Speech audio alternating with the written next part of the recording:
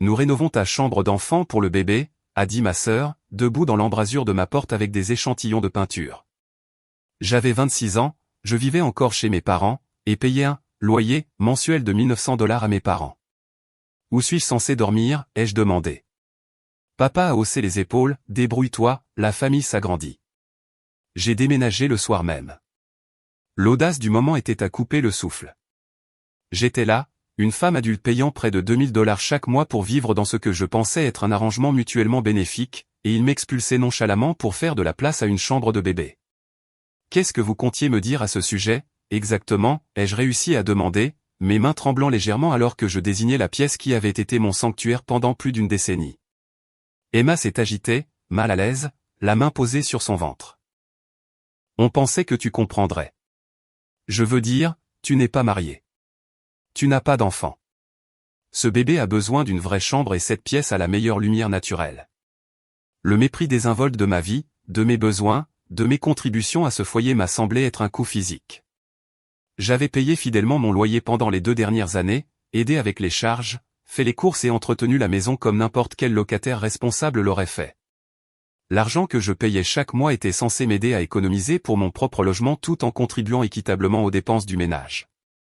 Et où exactement vous attendez-vous à ce que je vive pendant que vous transformez ma chambre en chambre de bébé, ai-je demandé, essayant de garder ma voix stable. Papa est réapparu à la porte, l'air impatient. Il y a le sous-sol, où tu pourrais dormir dans le salon temporairement. On trouvera bien quelque chose. Le sous-sol. Il voulait que moi, une professionnelle du marketing de 26 ans, je vive dans notre sous-sol humide et non aménagé pour que ma sœur enceinte puisse avoir la meilleure chambre de la maison. La suggestion était si absurde, si complètement déplacée, que j'ai failli en rire. Au lieu de cela, je me suis levé et j'ai commencé à sortir des vêtements de mon placard. Je vais trouver quelque chose, c'est ça. Qu'est-ce que tu fais? A demandé Emma, montrant enfin une certaine inquiétude alors que je commençais à fourrer des vêtements dans des sacs poubelles. Exactement ce que papa a suggéré, je me débrouille. En 3 heures, j'avais emballé tout ce que je possédais dans ma Honda Civic et appelé ma meilleure amie, Ashley. Elle vivait dans un appartement d'une chambre à l'autre bout de la ville, mais elle n'a pas hésité quand je lui ai expliqué la situation. Viens tout de suite, a-t-elle dit. On s'arrangera. Alors que je chargeais le dernier sac dans ma voiture, maman est finalement sortie de l'endroit où elle s'était cachée pendant cette discussion familiale. Rosemary, ne sois pas dramatique. Nous pouvons régler ça raisonnablement.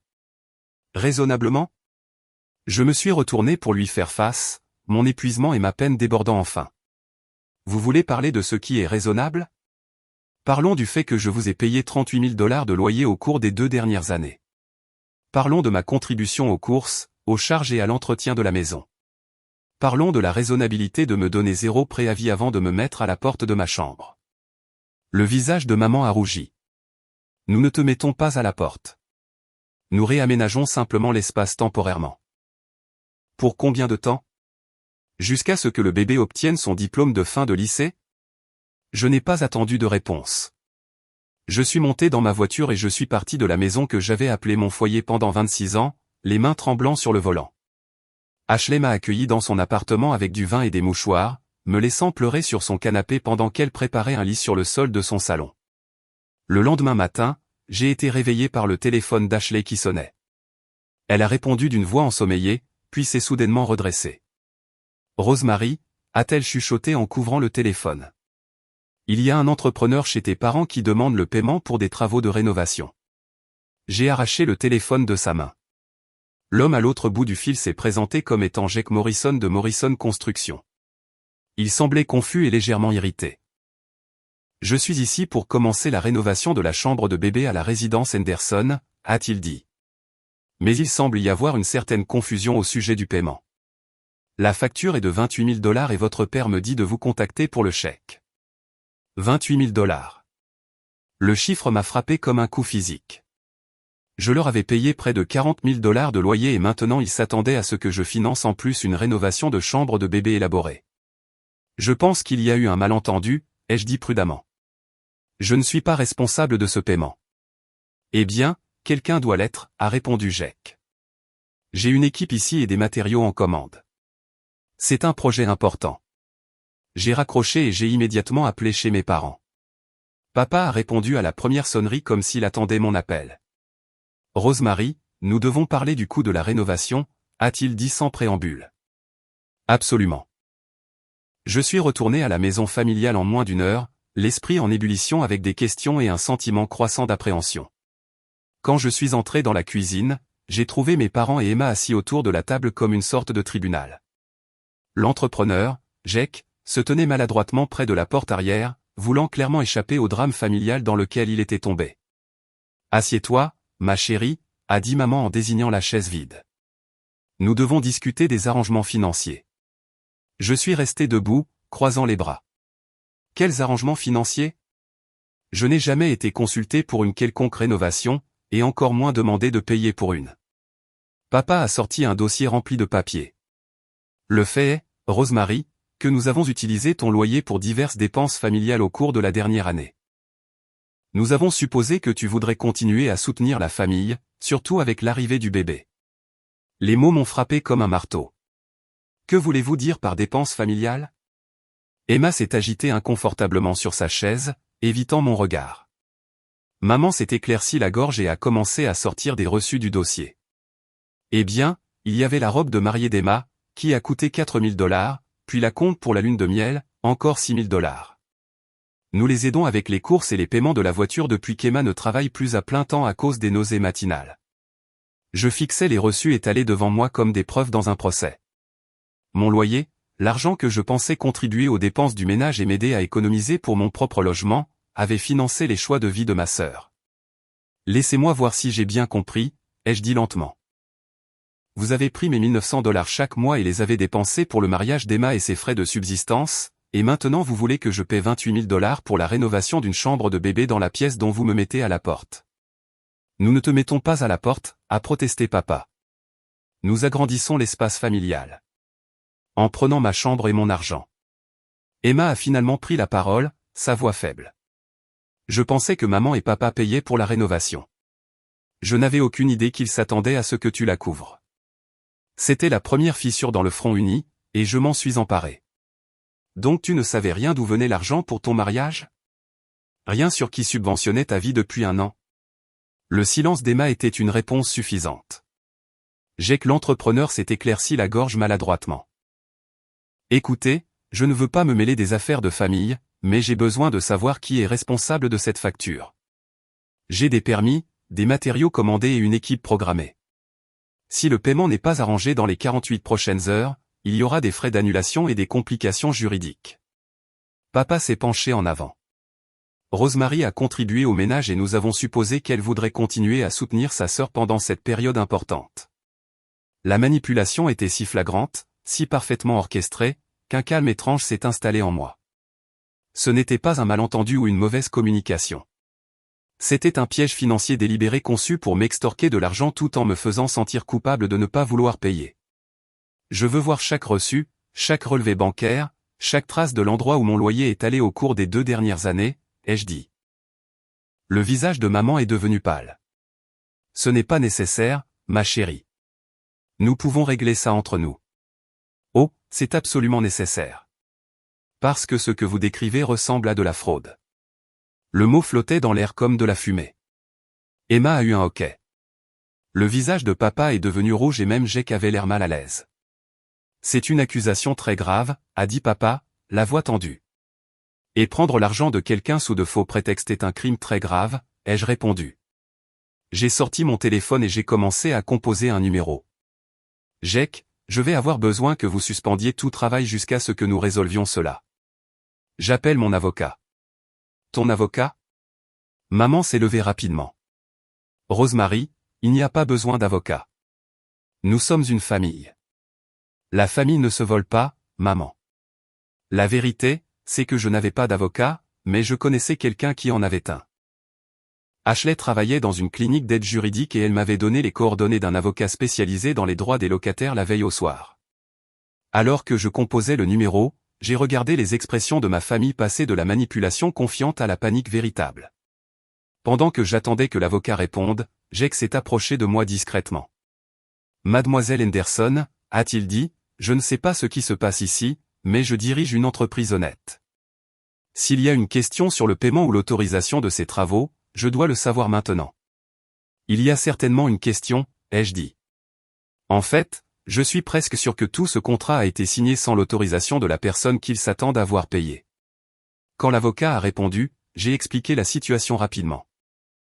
Il a accepté de me voir cet après-midi et m'a conseillé de tout documenter, y compris de prendre des photos de tout travail déjà commencé dans la chambre. Alors que je raccrochais, Emma a fondu en larmes. Je suis tellement désolé, Rosemary, a-t-elle sangloté. Je n'ai jamais voulu que ça arrive. J'avais juste besoin d'aide et maman et papa ont dit que tu étais heureuse de contribuer. Pour la première fois dans toute cette épreuve, j'ai ressenti une lueur de sympathie pour ma sœur. Elle était enceinte, effrayée et clairement prise entre son propre désespoir et la manipulation de nos parents. Mais la sympathie ne paierait pas la facture de 28 000 $ ni ne me rendrait l'argent que j'avais perdu au cours des 2 dernières années. Voici ce qui va se passer, ai-je dit en m'adressant à la pièce. Je vais rencontrer un avocat cet après-midi pour comprendre mes droits en tant que locataire et en tant que personne dont l'argent a été détourné. Jake, je vous recommande de ne commencer aucun travail tant que cela ne sera pas résolu légalement. Et maman et papa, je vous suggère de commencer à rassembler les documents financiers que j'ai demandés, car nous allons avoir besoin d'une comptabilité complète de l'endroit où chaque centime de mon loyer est allé. Je me suis tourné pour partir, puis je me suis arrêté à la porte de la cuisine. Oh, et juste pour que ce soit clair, je ne paie pas pour la rénovation. Je ne paie pas les frais d'annulation. Je ne paie pour rien d'autre tant que je n'ai pas compris exactement combien d'argent vous m'avez pris et quelles sont mes options légales. Le trajet jusqu'à l'appartement d'Ashley m'a donné le temps de digérer ce qui venait de se passer. Mes parents ne m'avaient pas seulement pris ma chambre. Ils avaient systématiquement drainé mes finances tout en me faisant croire que je contribuais à un arrangement équitable. L'argent du loyer que je pensais m'aider à construire mon indépendance avait financé la vie de quelqu'un d'autre tout en me laissant piégée et dépendante. Mais alors que je me garais sur le parking d'Ashley, j'ai ressenti quelque chose d'inattendu, du soulagement. Pour la première fois en 2 ans, je voyais la situation clairement. La manipulation, les culpabilisations, les arguments sur la loyauté familiale n'étaient que des écrans de fumée pour une exploitation financière.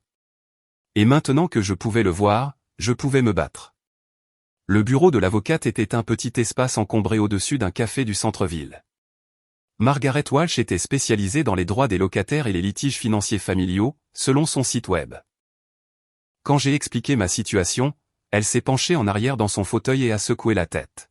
« C'est plus courant que vous ne le pensez », a-t-elle dit. Les enfants adultes qui paient un loyer à leurs parents se retrouvent souvent dans des zones grises juridiques, surtout quand la famille commence à les traiter à la fois comme des locataires et des ressources financières. Elle a sorti un bloc-notes et a commencé à prendre des notes pendant que je détaillais les 2 dernières années de paiement, l'avis d'expulsion soudain et les coûts de rénovation prévus.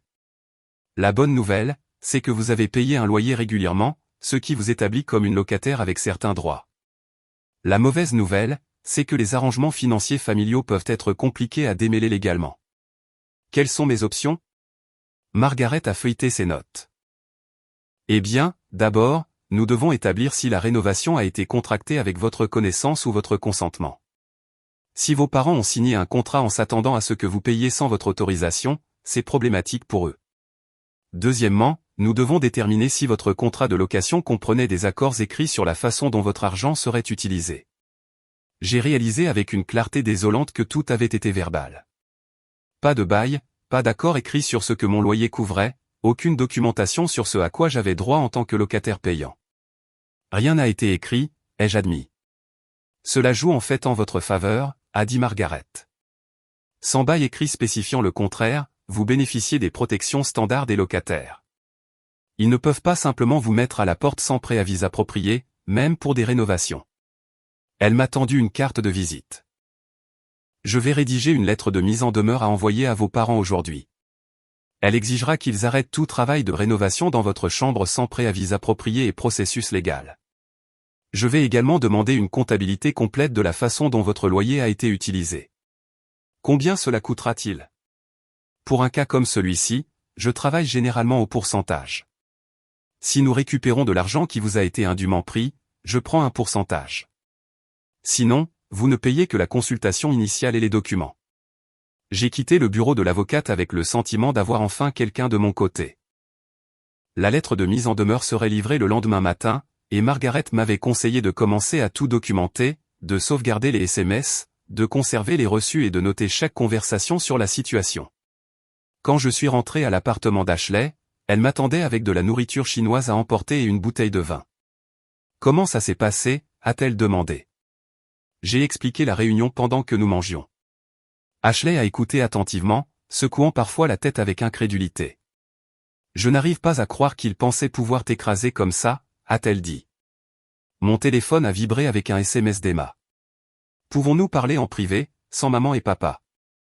J'ai montré le message à Ashley, qui a haussé un sourcil. Ça pourrait être un piège. Ou elle pourrait vraiment vouloir me dire la vérité. J'ai répondu par SMS que je rencontrerais Emma dans un café près de son appartement le lendemain matin. Quoi qu'elle ait à dire, je voulais que ce soit loin de l'influence de nos parents. Cette nuit-là, je n'ai pas pu dormir. Je n'arrêtais pas de penser à l'argent, à la manipulation et à la manière désinvolte dont ma famille avait écarté mes besoins pour les désirs d'Emma. Mais j'ai aussi pensé à la confiance de Margaret dans le fait que j'avais des options légales. Pour la première fois depuis des jours, j'ai eu l'impression que je pourrais me battre efficacement. Le lendemain matin, Emma attendait déjà au café quand je suis arrivé. Elle avait l'air épuisée, avec des cernes sous les yeux et ses cheveux habituellement parfaits attachés en une queue de cheval désordonnée. « Merci de me rencontrer », a-t-elle dit alors que je m'asseyais en face d'elle. « De quoi voulais-tu parler ?» Emma a fixé sa tasse de café. « Je dois te dire la vérité sur tout. Sur l'argent, la rénovation, tout. J'ai attendu, ne me faisant pas confiance pour parler sans que la colère ne s'infiltre dans ma voix. Maman et papa ont des difficultés financières depuis 1 an, a commencé Emma. L'entreprise de consultation de papa a ralenti et ils utilisent des cartes de crédit pour couvrir l'hypothèque. Quand tu as commencé à payer un loyer, ça a aidé. Mais ensuite, tu as eu besoin d'un mariage. Ensuite, je suis tombée enceinte et David a perdu son emploi. Emma a levé les yeux vers moi, les larmes aux yeux. Il a été licencié de la firme comptable il y a 2 mois, juste après que nous ayons appris pour le bébé. Nous vivons du chômage et de ce que je gagne en freelance en graphisme. C'était la première fois que j'entendais parler de la perte d'emploi de mon beau-frère. Pourquoi personne ne me l'a dit? Parce que maman et papa ont dit que tu te sentirais obligé d'aider et ils ne voulaient pas que tu t'inquiètes. Emma a ri amèrement. Ils ont dit qu'il valait mieux simplement utiliser ton loyer pour nous aider à traverser la mauvaise passe.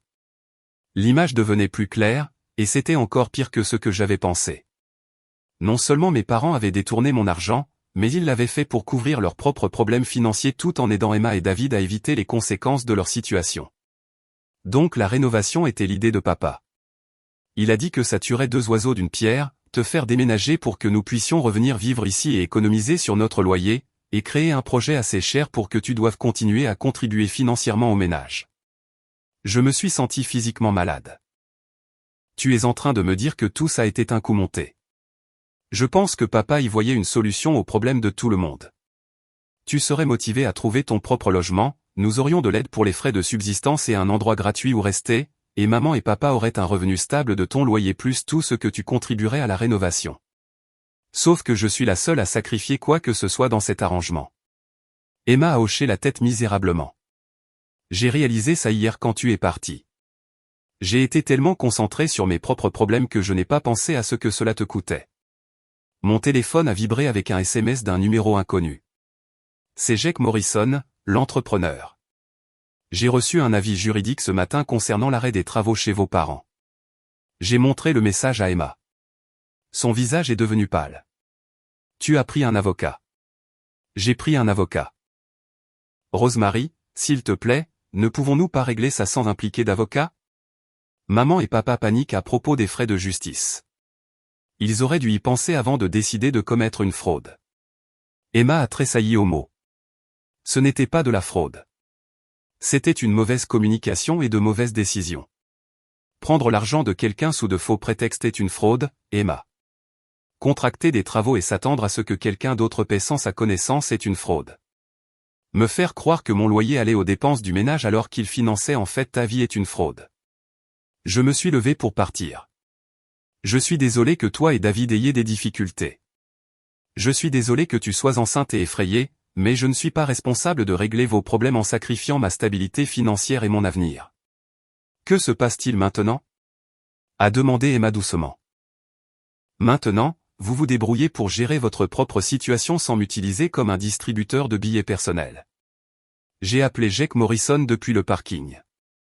Il a suggéré de se rencontrer sur le chantier pour que je puisse voir exactement quels travaux avaient été proposés et ce qui avait déjà été commencé. Quand je suis arrivé chez mes parents, je l'ai trouvé en train de mesurer les fenêtres de mon ancienne chambre.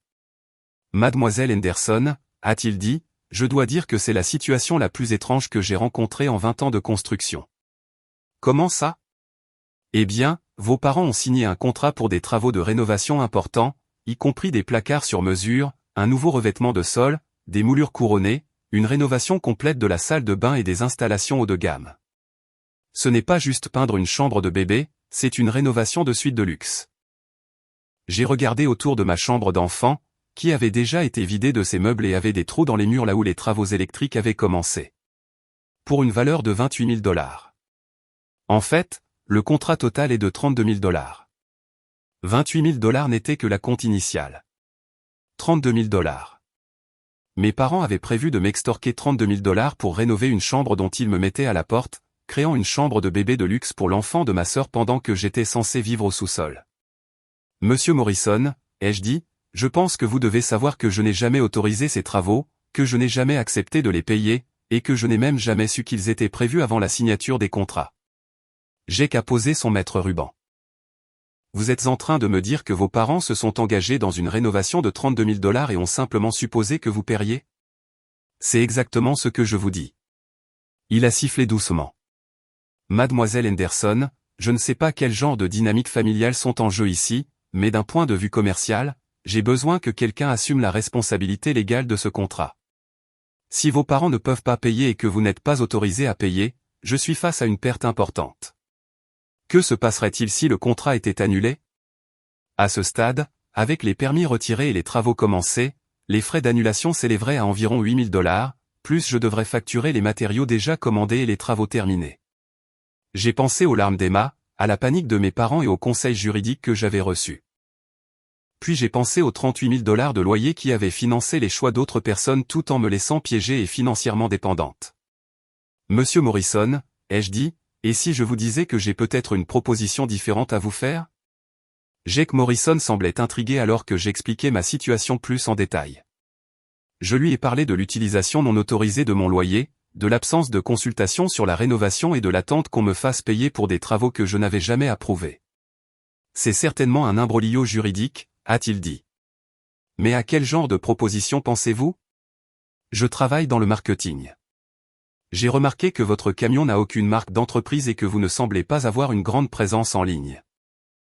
Et si nous passions un accord où je vous aiderais à développer votre entreprise en échange de la résolution de cette situation contractuelle? J'ai haussé un sourcil. Vous voulez dire comme un arrangement de troc?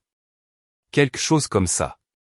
J'ai besoin d'en savoir plus sur vos objectifs commerciaux, mais j'ai déjà aidé plusieurs petits entrepreneurs avec des sites web, du marketing en ligne et des stratégies d'acquisition de clients. Avant que Jake puisse répondre, nous avons entendu une portière de voiture claquer à l'extérieur. Par la fenêtre de la chambre, j'ai vu mes parents se précipiter sur le trottoir, tous deux l'air frénétiques. Je pense que nous allons avoir de la compagnie, ai-je dit. Maman et papa ont fait irruption dans la pièce quelques instants plus tard, parlant tous les deux en même temps. Rosemary, nous avons reçu la lettre la plus ridicule d'un avocat, a commencé maman. Ça devient complètement hors de contrôle, a ajouté papa. Nous sommes une famille. Nous n'avons pas besoin d'avocats impliqués dans les décisions familiales. En fait, ai-je dit calmement, nous avons besoin d'avocats quand des membres de la famille commettent une fraude. Ce n'est pas de la fraude, a protesté papa. C'est un malentendu sur les responsabilités financières. Jake s'est éclairci la gorge. Monsieur et Madame Henderson, je vais avoir besoin que cette situation de paiement soit résolue aujourd'hui. J'ai une équipe programmée et des matériaux en commande. Soit quelqu'un prend la responsabilité de ce contrat, soit nous nous dirigeons vers des frais d'annulation et une éventuelle action en justice. Le visage de maman est devenu blanc. Action en justice? Madame, c'est un contrat de 32 000 $. Je ne peux pas simplement absorber ce genre de perte à cause de désaccords familiaux. 32 000 $? Maman s'est tournée vers papa. Tu m'as dit que c'était 28 000 $. 28 000 $ était la compte initiale, a dit papa sur la défensive. Il y a des coûts supplémentaires pour l'achèvement. J'ai regardé cet échange avec un étonnement croissant. Non seulement mes parents avaient prévu de m'extorquer de l'argent pour des travaux non autorisés, mais ils ne s'étaient même pas dit le coût réel du projet. C'est exactement pourquoi j'ai appelé un avocat, ai-je dit. Parce que manifestement, personne dans cette famille n'a été honnête sur quoi que ce soit. Mon téléphone a vibré avec un appel de Margaret Walsh. Je me suis excusé pour aller répondre dans le couloir. Rosemary, j'ai examiné les informations sur l'entrepreneur que vous m'avez donné, et j'ai quelques inquiétudes, a-t-elle dit. Si des travaux ont déjà commencé sur ce projet, vos parents vous ont peut-être engagé dans un contrat contraignant sans votre consentement. Cela pourrait être considéré comme un contrat frauduleux. Qu'est-ce que cela signifie pour moi? Cela signifie que vous pourriez avoir des motifs pour une action en justice, non seulement contre vos parents, mais potentiellement contre l'entrepreneur s'il a procédé aux travaux sans vérifier l'autorisation de paiement. J'ai jeté un coup d'œil dans la chambre où Jake essayait de servir de médiateur entre mes parents de plus en plus paniqués. L'entrepreneur semble disposé à travailler avec moi sur une solution, ai-je dit. C'est bien, mais Rosemary, j'ai découvert autre chose en recherchant les registres de propriété de vos parents. Mon estomac s'est noué. Quoi? Ils ont contracté un prêt sur valeur domiciliaire il y a 6 mois pour 45 000 $. La demande de prêt mentionne vos revenus locatifs comme faisant partie de leurs revenus admissibles. Le téléphone a failli me glisser des mains. Ils ont utilisé mes paiements de loyer pour se qualifier pour un prêt? Sans votre connaissance ou votre consentement, oui. C'est définitivement une fraude financière. J'ai fermé les yeux, essayant de traiter cette information. Non seulement mes parents avaient détourné mon loyer, mais ils l'avaient utilisé comme garantie pour emprunter sur la maison. Margaret, et si je vous disais que je pourrais peut-être résoudre la situation de l'entrepreneur par un arrangement commercial? Quel genre d'arrangement? J'ai expliqué l'intérêt potentiel de Jake pour des services de marketing. Margaret est restée silencieuse un moment. Cela pourrait en fait jouer en votre faveur, a-t-elle dit finalement. Si vous pouvez résoudre le problème contractuel immédiat et établir une relation commerciale légitime, cela enlève le levier que vos parents ont sur vous.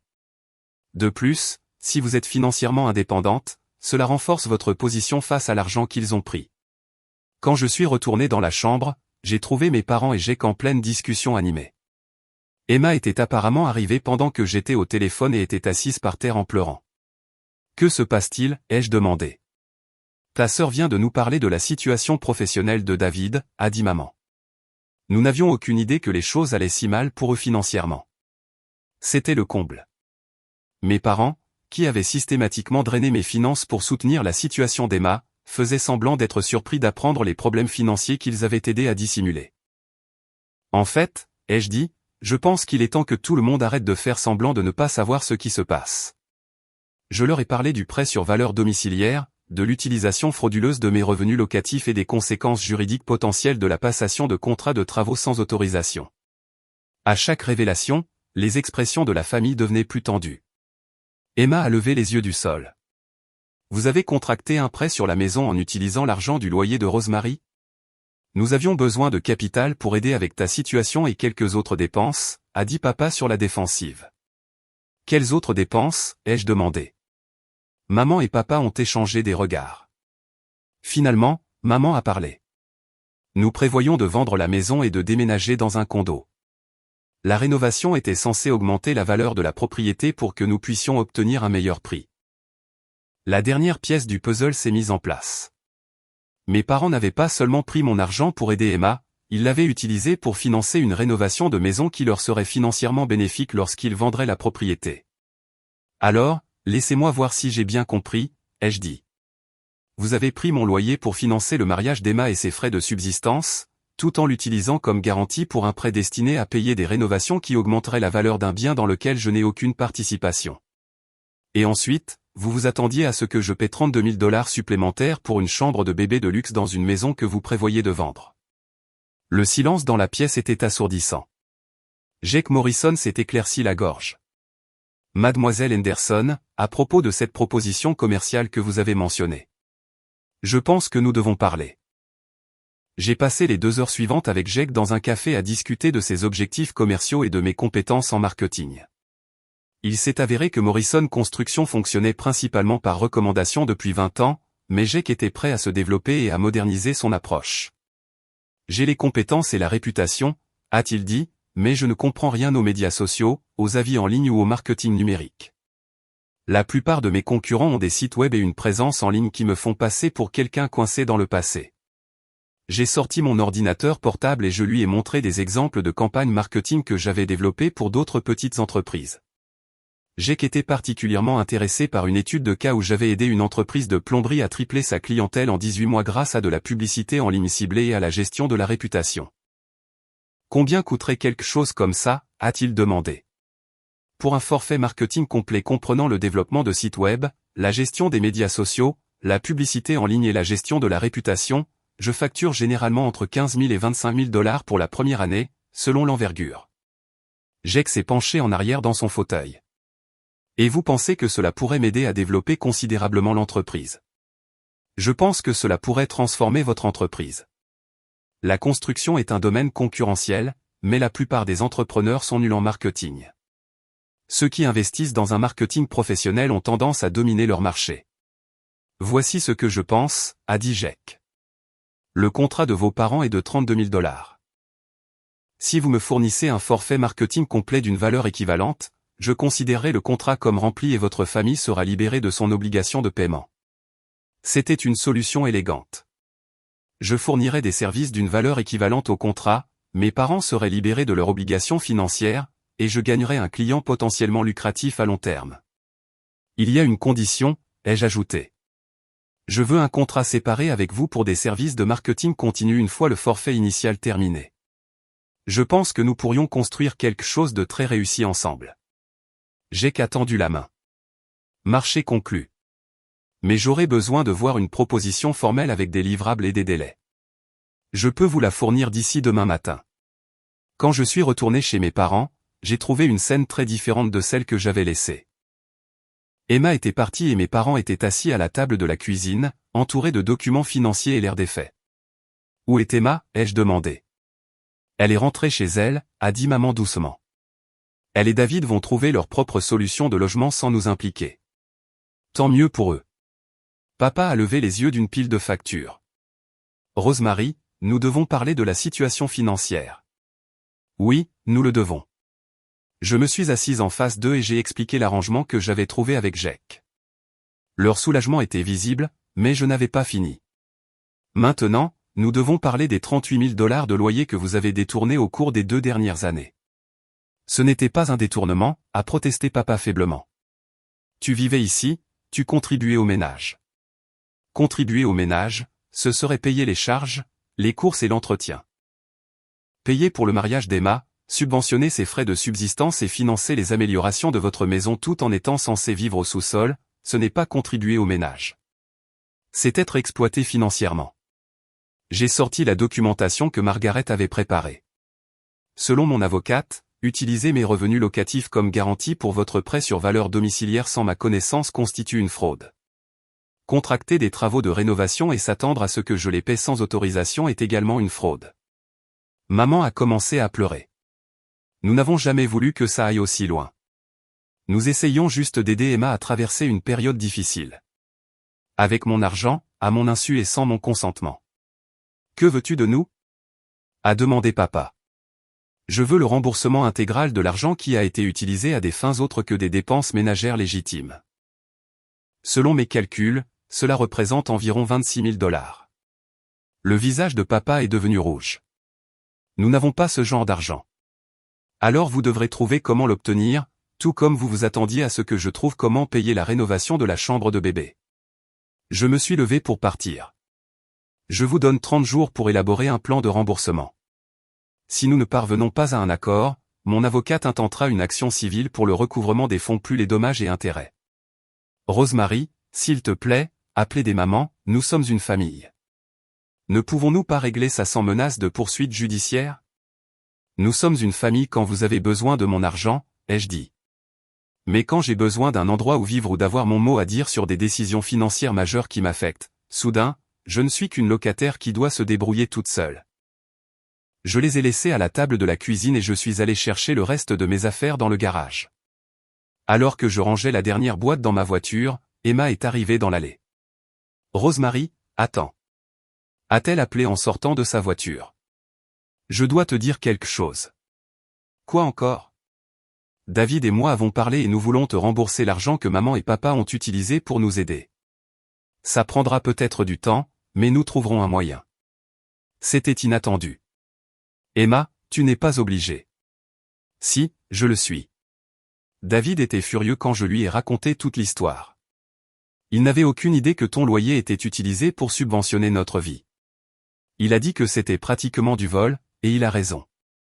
Pour la première fois depuis des jours, j'ai ressenti une lueur d'espoir que mes relations familiales pourraient être sauvées. J'apprécie ça, ai-je dit. Mais d'abord, vous deux, vous devez vous concentrer sur votre remise sur pied. Nous allons le faire, a dit Emma. David a quelques entretiens prévus et je vais augmenter mon travail en freelance. Nous déménageons dans un appartement moins cher et nous allons arrêter de prendre de l'argent de maman et papa. Tant mieux pour vous.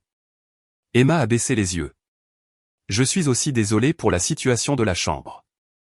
C'était mal de simplement supposer que tu renoncerais à ton espace sans être consulté. Merci de le dire. Où vas-tu vivre ? J'y travaille, ai-je dit. Mais pour la première fois en 2 ans, je prendrai cette décision en fonction de ce que je veux et de ce que je peux me permettre, pas de ce qui est pratique pour tout le monde. En m'éloignant de la maison, je me suis senti plus légère que je ne l'avais été depuis des mois. L'arrangement commercial avec Jake ne résoudrait pas seulement la crise immédiate, mais pourrait potentiellement lancer ma carrière de consultante en marketing indépendante. La pression juridique sur mes parents aboutirait soit à un remboursement, soit au moins à la reconnaissance du préjudice financier qu'ils avaient causé. Et les excuses d'Emma, bien que ne réglant pas tout, suggéraient qu'au moins un membre de la famille était capable de reconnaître quand il avait mal agi. Pour la première fois depuis qu'Emma était apparue à ma porte avec des échantillons de peinture, j'ai eu l'impression d'être en contrôle de ma propre situation. La proposition que j'ai préparée pour Jake Morrison était le forfait marketing le plus complet que j'ai jamais développé.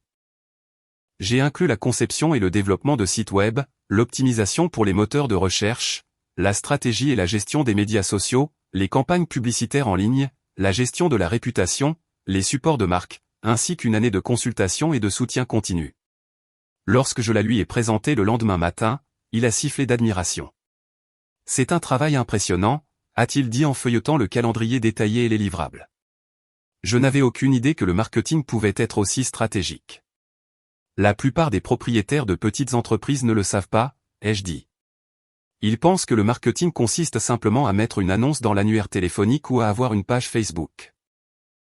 Mais un marketing complet consiste à construire une marque, à établir la confiance et à créer des systèmes qui génèrent des prospects et des recommandations de manière cohérente. Jake a signé le contrat immédiatement. Quand pouvons-nous commencer ? Dès maintenant, si vous voulez. J'aurai besoin d'accéder aux informations de votre entreprise existante, aux fichiers de logos si vous en avez, et à une liste de vos clients actuels et passés pour des témoignages. Au cours des 2 semaines suivantes, je me suis lancé dans le projet marketing de Morrison Construction avec plus d'enthousiasme que je n'en avais ressenti pour mon travail depuis des années. Travaillant depuis le salon d'Ashley, j'ai construit le site web de Jake, créé sa présence sur les médias sociaux et développé des campagnes publicitaires qui ont commencé à générer des prospects en quelques jours. La transformation a été remarquable. Jake est passé d'1 ou 2 appels de demande par semaine à des dizaines. Son téléphone a commencé à sonner si fréquemment qu'il a dû engager un service de réponse téléphonique. « Rosemary », a-t-il dit lors d'un de nos points hebdomadaires, « c'est incroyable. J'ai réservé plus de travail au cours des 2 dernières semaines que je n'en obtiens normalement en 2 mois. Et ce n'est que le début. Attendez que nous ayons les systèmes de gestion de la réputation et de recommandation pleinement opérationnels. » Jake s'est penché en avant. « Je veux vous parler de ce contrat continu que vous avez mentionné. Nous avons négocié un accord de forfait mensuel qui me fournirait un revenu stable tout en me permettant de prendre d'autres clients. Pour la première fois depuis l'université, je voyais un chemin clair vers l'indépendance financière.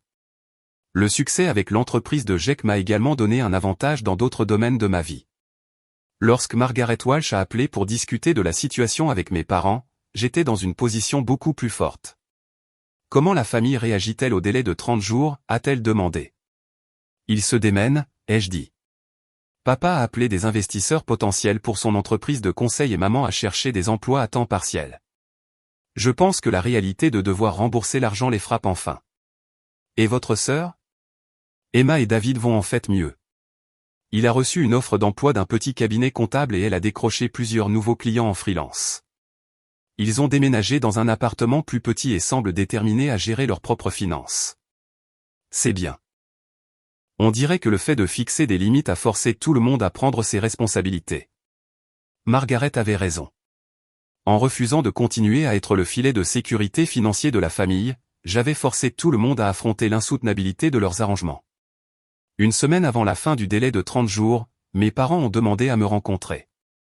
Nous nous sommes assis dans le même café où j'avais rencontré Emma, mais cette fois, la dynamique était complètement différente. Nous avons examiné nos options, à commencer papa, et nous pensons que nous pouvons te rembourser, mais cela prendra du temps. Maman a sorti un budget manuscrit. Nous pouvons te payer $500 par mois jusqu'à ce que la dette soit réglée. J'ai regardé leurs calculs. $500 par mois pour $26 000, cela prendrait plus de 4 ans. Ce n'est pas acceptable, ai-je dit. Vous avez pris l'argent sur 2 ans. Vous pouvez le rembourser en 2 ans. Nous ne pouvons pas nous permettre plus de $500 par mois, a protesté papa. Alors vous devrez faire des changements. Vendre des actifs, réduire vos dépenses, trouver un revenu supplémentaire. Débrouillez-vous. L'expression flottait dans l'air entre nous. Le visage de papa a rougi alors qu'il reconnaissait ses propres mots lui être renvoyés. Nous essayons d'être raisonnables ici, a dit maman. Raisonnable serait de rembourser l'argent que vous avez pris sans permission le plus rapidement possible, avec des intérêts pour le désagrément et le coût d'opportunité. Nous nous sommes finalement mis d'accord sur un compromis, $750 par mois pendant 36 mois, avec un paiement forfaitaire s'il vendait la maison pendant cette période. Margaret a examiné l'accord et l'a fait documenter légalement pour garantir son applicabilité. 6 mois après l'incident des échantillons de peinture, ma vie s'était complètement transformée. Je vivais dans mon propre appartement d'une chambre, je dirigeais une agence de conseil en marketing prospère avec Jake comme client principal, et j'entretenais des relations cordiales mais limitées avec ma famille. Emma a eu son bébé en octobre, une petite fille en bonne santé qu'ils ont appelée Charlotte. Lorsqu'elle m'a invité à lui rendre visite, j'ai été surprise de me sentir sincèrement heureuse de rencontrer ma nièce. Emma et David avaient créé un foyer modeste mais confortable dans leur nouvel appartement, décoré avec des meubles de seconde main et les propres œuvres d'art d'Emma. Nous le faisons par nous-mêmes, a dit Emma fièrement en me faisant visiter. C'est serré financièrement, mais tout ce que nous avons, nous l'avons gagné nous-mêmes. Comment ça se sent, ai-je demandé. Effrayant parfois, mais aussi incroyable. Je ne réalisais pas à quel point je portais le stress de devoir toujours de l'argent à quelqu'un ou de dépendre de quelqu'un d'autre pour résoudre nos problèmes. Les paiements mensuels de mes parents étaient arrivés à temps, et bien que notre relation soit encore tendue, il y avait un nouveau respect dans nos interactions. Ils avaient appris que j'étais capable de me protéger légalement et financièrement, et j'avais appris que je n'avais pas besoin de leur approbation ou de leur soutien pour construire une vie réussie. Mais le développement le plus inattendu est venu de ma relation d'affaires avec Jake. Les campagnes marketing avaient été si réussies qu'il envisageait de franchiser son modèle de construction sur d'autres marchés. « Je veux que tu sois ma partenaire dans cette expansion », a-t-il dit lors d'une réunion en décembre. Pas seulement la consultante en marketing, mais une véritable partenaire d'affaires. L'opportunité exigerait que j'investisse un certain capital et que je prenne plus de responsabilités, mais les rendements potentiels étaient substantiels. Après des années à voir mon argent pris par d'autres, on m'offrait la chance d'investir véritablement dans mon propre avenir. Alors que j'étais assise dans mon appartement ce soir-là, examinant la proposition de partenariat, j'ai réfléchi à la façon dont ma vie avait radicalement changé. La sœur qui s'était tenue à ma porte avec des échantillons de peinture, me déplaçant nonchalamment de ma maison, avait involontairement déclenché la transformation qui a conduit à mon indépendance et à mon succès. Parfois, les pires trahisons deviennent les meilleures opportunités, mais seulement si vous êtes prêt à vous battre pour vous-même. 2 ans plus tard, je me tenais dans la cuisine de ma propre maison, une modeste maison coloniale de 3 chambres que j'avais achetée avec les bénéfices de mon entreprise de marketing en pleine expansion. Jake et moi avions lancé avec succès les franchises Morrison Construction dans 3 États voisins, et mon cabinet de conseil employait désormais 2 autres spécialistes du marketing. Les paiements mensuels de mes parents avaient continué régulièrement, et ils avaient récemment effectué leur dernier paiement après avoir vendu la maison familiale et déménagé dans un condo. Notre relation avait évolué vers quelque chose de plus honnête et respectueux, bâti sur des limites claires et une responsabilité mutuelle. Emma a frappé à ma porte un samedi matin, portant Charlotte, qui était maintenant une petite fille bavarde avec les cheveux bouclés d'Emma et le sourire malicieux de David. « Tante Rosemary » a crié Charlotte en tendant les bras vers moi. « Comment va ma nièce préférée » ai-je demandé en la prenant dans mes bras. « C'est ta seule nièce, Harry Emma, mais merci de la faire se sentir spéciale. » Nous nous sommes installés dans mon salon avec du café pendant que Charlotte jouait avec les cubes en bois que je gardais pour ses visites.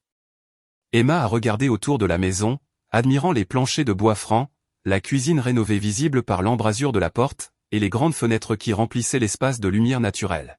« J'adore ce que tu as fait de cet endroit, » a-t-elle dit. « Merci. Ça a pris du temps pour l'aménager exactement comme je le voulais, mais ça commence enfin à ressembler à un foyer. » Emma est restée silencieuse un moment, regardant Charlotte empiler des cubes en des tours de plus en plus précaires. « Rosemary, je dois te dire quelque chose, » a-t-elle dit finalement. « David et moi avons parlé de ce qui s'est passé il y a 3 ans, et nous voulons que tu saches à quel point nous apprécions ce que tu as fait. » Que veux-tu dire? En tenant tête à maman et papa, en refusant de les laisser continuer à t'utiliser financièrement, ça nous a tous forcés à grandir et à prendre nos responsabilités. Emma a pris un des cubes de Charlotte, le tournant dans ses mains. David a été promu 2 fois à la firme comptable et mon entreprise de freelance a tellement grandi que j'envisage d'embaucher un assistant. Nous avons acheté une maison le mois dernier, et nous l'avons fait entièrement avec nos propres revenus et économies. C'est merveilleux, Emma. Je suis fier de vous deux.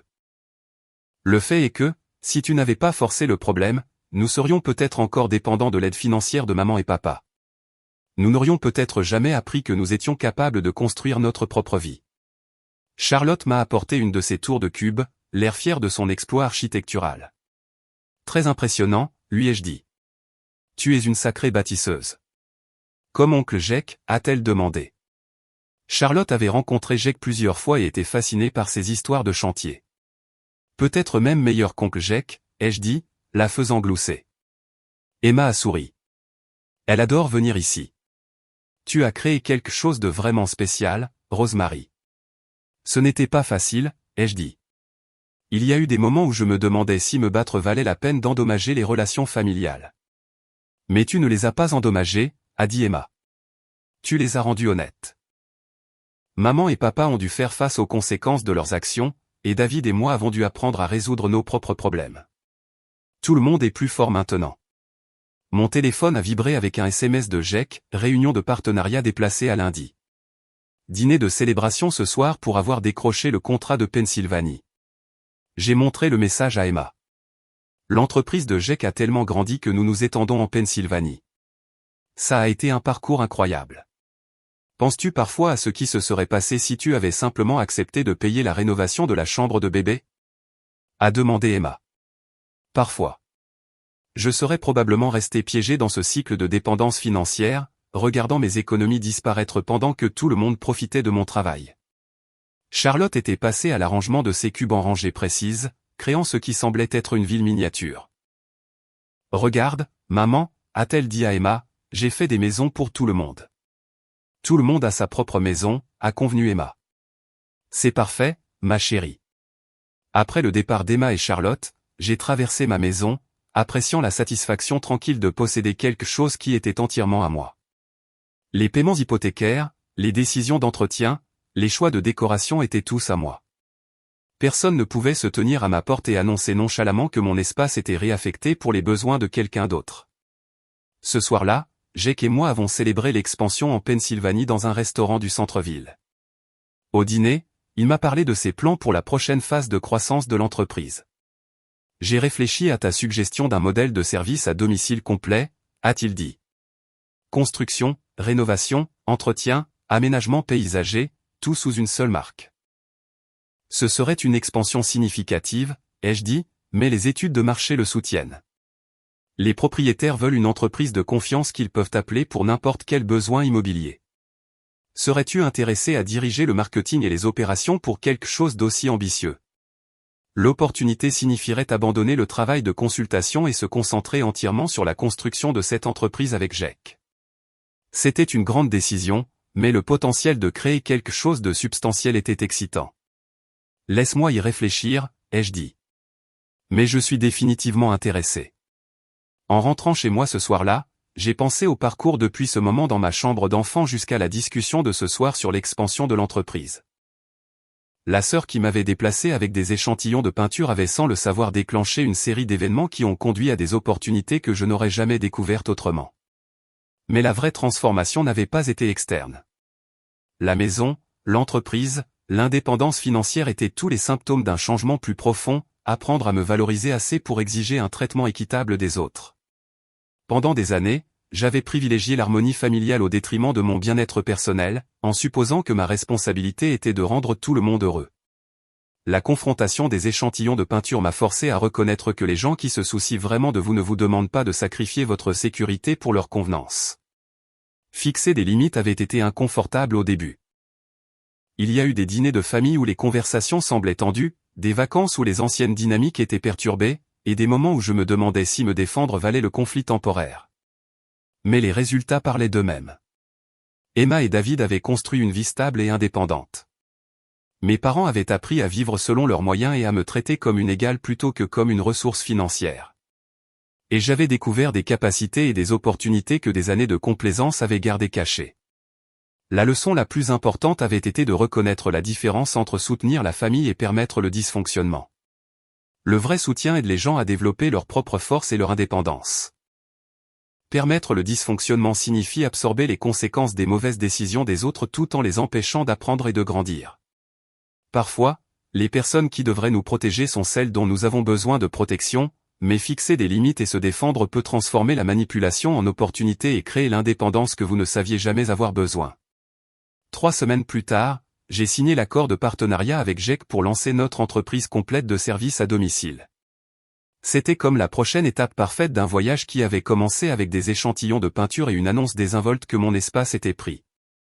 Mais cette fois, c'était moi qui prenais les décisions concernant mon avenir, et personne ne pouvait se tenir à ma porte et me dire de me débrouiller toute seule. Vous êtes-vous déjà retrouvé dans une situation où des membres de votre famille s'attendaient à ce que vous sacrifiez votre propre sécurité pour leur convenance? Comment avez-vous géré cela? Et que feriez-vous différemment si cela se reproduisait? J'adorerais connaître vos pensées dans les commentaires ci-dessous. Si cette histoire a résonné en vous, veuillez lui donner un « j'aime » et la partager avec quiconque pourrait avoir besoin d'entendre parler du pouvoir de fixer des limites.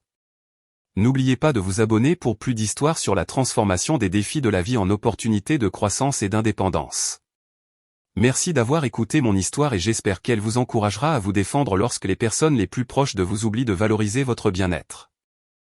Rappelez-vous, parfois la chose la plus aimante que vous puissiez faire pour votre famille est d'arrêter de permettre leur dysfonctionnement et de commencer à modéliser des limites saines. Jusqu'à la prochaine fois, continuez à vous battre pour la vie que vous méritez.